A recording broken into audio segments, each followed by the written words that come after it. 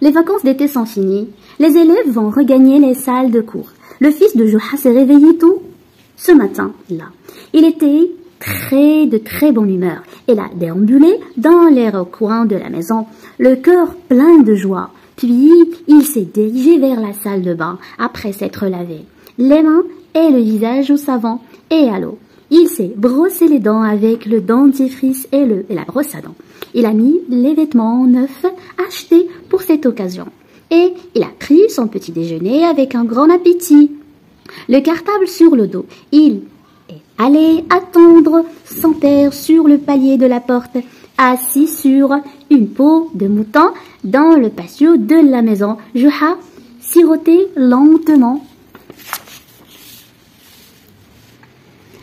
sa tasse de café quand il a jeté un coup d'œil sur l'horloge. Elle a sauté comme un chat en appelant son fils à voix forte. « Vite mon fils, c'est l'heure d'aller à l'école. » Monté sur son âne, Juha a placé son fils derrière et lui a pris le chemin de l'école, en exhortant son âne à courir. Arrivé dans la cour de l'école, Juha et son fils sont descendus. L'âne regardait avec chagrin les enfants et les dessins sur les murs de l'école et écoutait les chansons et les cantines qui résonnaient dans l'air. L'âne est resté planté pendant quelques minutes comme une statue avant de dire avec colère à Juha « Je veux apprendre à lire, c'est mon droit !» Juha, qui ne croyait pas ses oreilles, a hoché la tête en signe.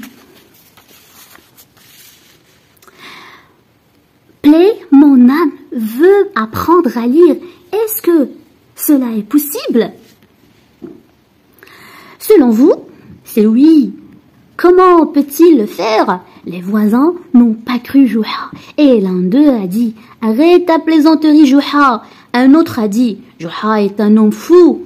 Il fait toujours ce qu'il dit. » Un troisième s'est crié « Mais comment l'âne qui ne parle pas peut-il apprendre à lire? Je ne pense pas que cette bête soit capable d'apprendre. » Mais un autre a ajouté « Tout animal, quel soit, peut être dompté et entraîné à faire certains travaux. » À ces mots, Juha a sauté en criant « Je crois que mon âne est capable d'apprendre, puisqu'il a l'envie de le faire. » Alors Juha a embrassé son âne et l'homme et la bête se sont mis à rire et à braire devant l'étonnement des voisins. À ce moment-là, un homme a quitté le groupe et s'est adressé à Juha en disant « Je ne crois pas que tu sois capable d'apprendre à ton âne à lire.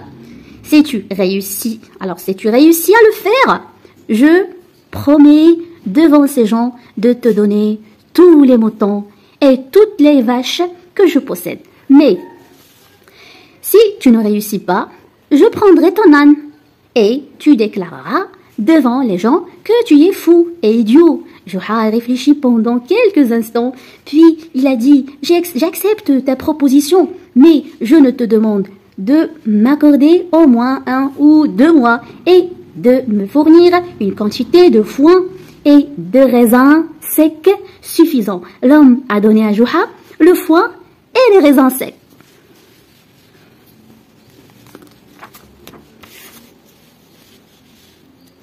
Lui conseillant de tenir sa parole. Un jour alors que Juha revenait chez lui précédé de son âne, l'animal est tombé dans une fosse. Juha tendit la main pour le tirer, mais en vain, la fosse était étroite et l'âne n'a pas pu en sortir. Perplexe, l'homme s'est assis près de la fosse en réfléchissant au moyen de sortir son âne à la fosse. Alors, il a recommencé à tirer de sa poche des grains de raisin et à les donner à la bête en lui apprenant à prononcer les lettres. Et il lui a aussi raconté une histoire. Un jour, un renard qui se trouvait au désert a eu soif. Il a trouvé un seau contenant un peu d'eau, mais il n'a pas pu atteindre le fond du seau pour laver le peu d'eau qu'il contient. Après un moment de réflexion, il a dû recourir à la ruse. Il a renversé le seau et a bu l'eau qui s'est déversée sur le sol. Pendant que Juha racontait cette histoire, l'âne continuait à avaler les grains de raisin secs qu'il lui jetait dans la gueule. Après, Juha a apporté une corde solide et a fait venir 4 hommes robustes, et avec une grande peine, ils en tiraient l'âne de la fosse. Depuis alors, Juha se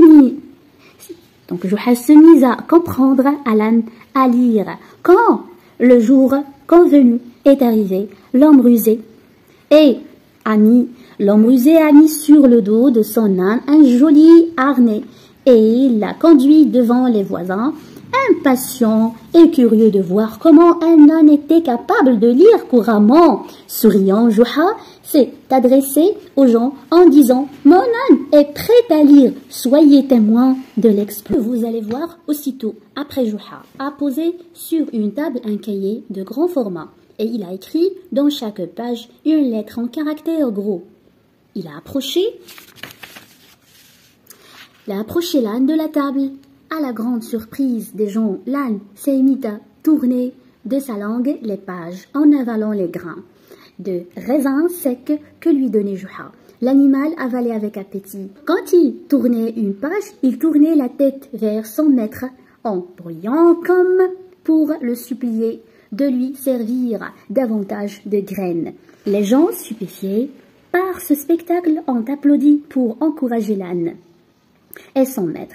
Les enfants étaient émerveillés par l'habileté de cette bête devant les encouragements des gens. L'homme qui a fait de paris a demandé à Juha « Comment as-tu réussi à dompter cet âne pour lui apprendre à lire en un peu de temps ?»